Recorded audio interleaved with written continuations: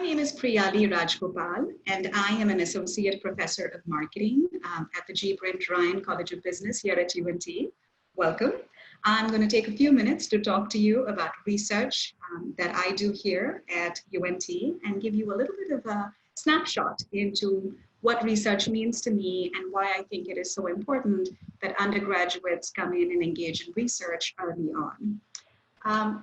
What is research? So I tried to put together a little word cloud with all of the words that came to my mind when I sat down and thought about what research is.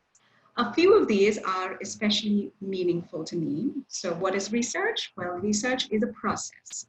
To me, research is a process. It's a process of discovery. So you have questions, you're trying to find answers to these questions, and that process sort of takes on a life of its own. So oftentimes I find that if I have a question and I think I have found the answer to that question, the answer itself sparks off additional questions. And so then that continues for a while. So it's sort of almost a lifelong process. And I'm continuing to work on topics that I've been working on for more than 10 years now. Because every time I think I've found an answer, I have additional questions, right? So research is a process of discovery. It's about seeking answers to questions that you might have. It's certainly a learning experience. And I think as an undergraduate student, it offers you very, very valuable skills, right? It teaches you to frame questions, to frame the right kind of questions, to ask the right kind of questions, to be intellectually curious. It gets you into data, right? It forces you to understand that there's certain kinds of data, they have limitations, the difference between what data is and what insights are. So oftentimes we have access to a lot of data, but then you have to cull out insights from this data. And so I think research is exciting. More than anything else, it is fun. It is something that you will enjoy doing and learning from. A little bit about me. I am a consumer psychologist. A consumer psychologist is a person who brings in fields of psychology, right? So different disciplines within psychology, like cognitive psychology or social psychology, to understand consumer behavior. So we're all consumers. You and I are consumers. We know that we make different decisions. We make choices every single day. And as a consumer psychologist, I am a scientist who studies these kinds of choices and decisions. I specifically study how consumers process information, how their memories get impacted by this information, and persuasion, or how consumers form and change attitudes and opinions, right? So simple piece of trivia. As an American consumer, most of us are exposed to more than 10,000 brand exposures every single day. But if I asked you to sit down and list all of these brands that you have seen in a 24-hour period, I'm pretty certain most of us wouldn't be able to remember many of these, right? So what that means is we're exposed to information, but perhaps we're not processing it, perhaps we're not attending to it, which means we can't remember it. It's not in our memory banks. So what is it about an ad that makes us remember certain things well versus forget other things about the ad or forget other ads? That's the kind of questions that I ask.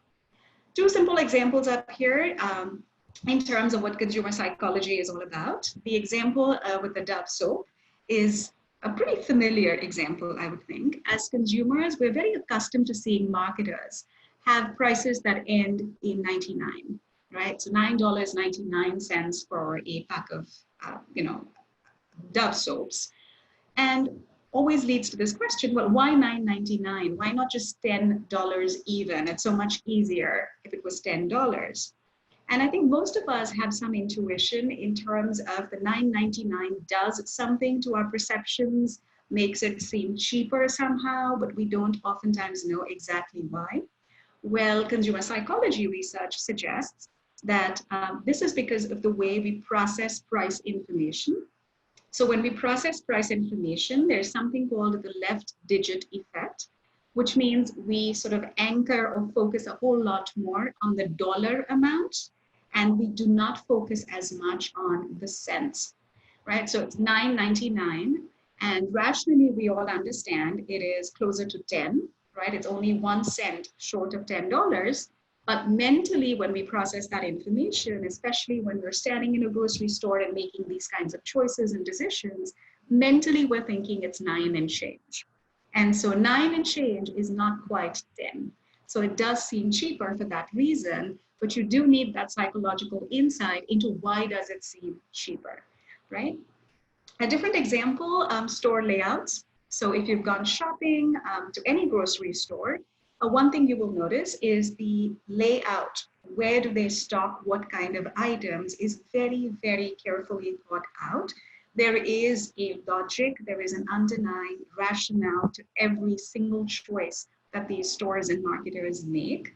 So simple example is oftentimes if you walk into a Walmart, that's the example I have on the screen, but if you walk into any grocery store, you will first hit sort of the bakery section, right? The bakery section or the produce section is, or the flowers are always stocked close to the entrance. And one of the reasons for this is when you enter the store, and if the bakery section is right there at the entrance, and you're hit with the aroma of freshly baked bread or freshly baked cookies, right? What tends to happen as an instinctive response is many of us start to salivate. Why does that matter? It matters because when you salivate, you have less self-control. That's what research has found.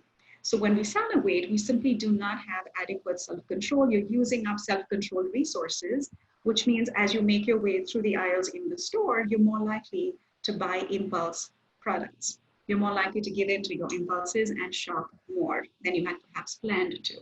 So again, these kinds of little nuggets of information, little nuggets of insight in terms of how consumers respond, why do they respond in a certain way, what do they do, what do they think, and how do they act. That's what consumer psychology is all about. A little bit more about my research in particular. One stream of my research looks at consumer memories. So as I mentioned earlier, we're exposed to a lot of information that we don't really remember. So what I study is how do consumers remember things, when and why do consumers forget certain things? So very broadly speaking, everything to do with memory. One recent project really deals with something that I find fascinating, the notion of social sharing. So social sharing is when we're catching up with friends, or we're talking to friends, or we're conversing with friends, and we're talking about our experiences, right? And most of us do this very, very often. So you catch up over a cup of coffee and you talk about your shopping experience yesterday, or you talk about how you went to a restaurant, or you ordered takeout, or the food was really great, or the food was really bad, or the service was really good or bad. And so all of this is very commonplace. My co-authors and I had a very simple question.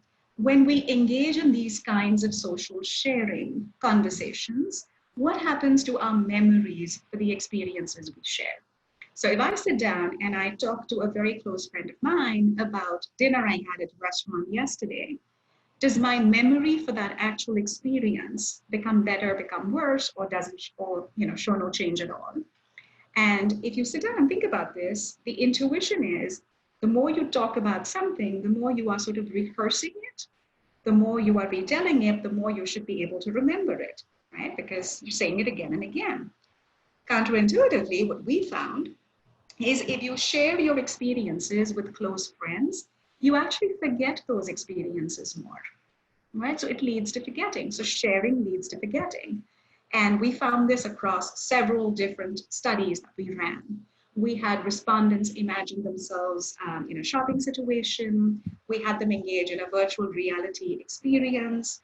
We showed them travel information. They watched videos and then talked to either friends, close friends, or people who were acquaintances, not as close. And what we found is in study after study after study, when consumers shared their experiences with close friends or people they felt close to, they forgot more details of the experience. Now, that is counterintuitive. Yes, it's interesting, but it's also concerning if you're a marketer. So if you're a marketer and you're trying to encourage consumers to share, their experiences with your brand, what might unknowingly happen is consumers share this information or the experience, but they forget about your brand. And that would be a cause of concern for marketers. So taking this one step further, as I said, sort of a process of discovery. So we said, okay, across all of these studies, we see that consumers tend to forget information when they share. Well, why does this happen?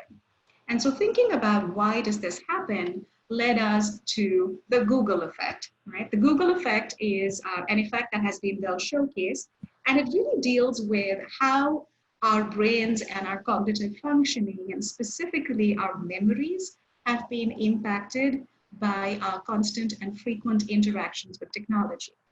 So the Google effect, what very simply says, it's our tendency to forget information to which we have easy access, right?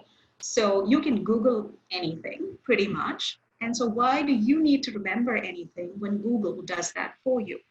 So think of a very, very common example, smartphones.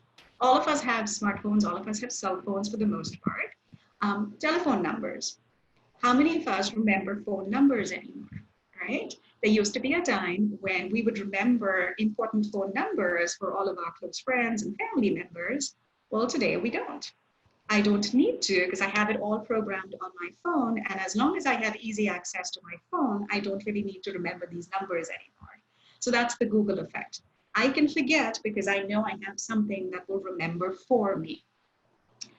Educational psychologists will tell you that children don't seem to remember computations and formulae and things like that because they have easy access to scientific calculators. And so why should you remember when something else can remember for you? That's the Google effect, also known as digital amnesia. Now, what we find is when you share information with close friends, it acts like the Google effect, which means essentially what is happening is consumers are thinking your friends will remember, so you don't have to. So I share it with my best friend. My friend is going to remember these things that are important to me because I've shared with this best friend. And so I feel I can let go of that memory and outsourcing it.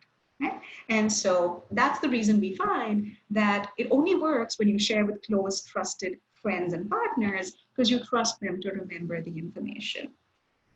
All right, so that was interesting. So we find a certain counterintuitive effect. We have an explanation for it, which then sparked off another question, final question. What happens when we share via technology? So lots of us, when we're sharing information or sharing experiences, we don't share face-to-face anymore, right?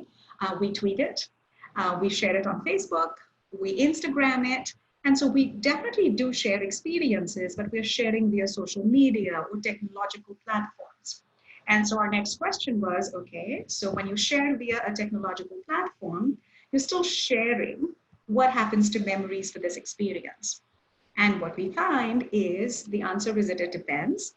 The more the technology is humanized, the more it seems to be human-like, the more consumers forget.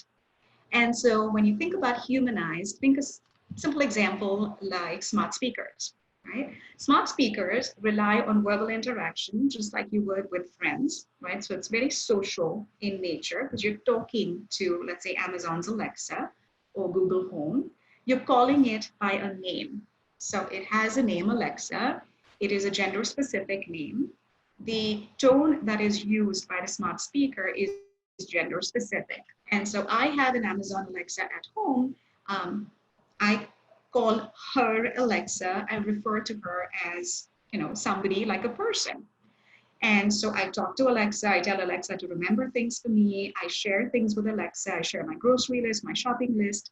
And what our research suggests is when you have technology that seems human, just like Amazon Alexa, you're more likely to forget things that you share with that technology because you trust the technology will remember for you, right?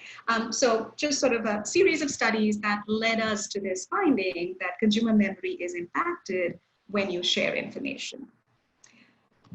Hopefully that's given you a snapshot of some of the work that I do.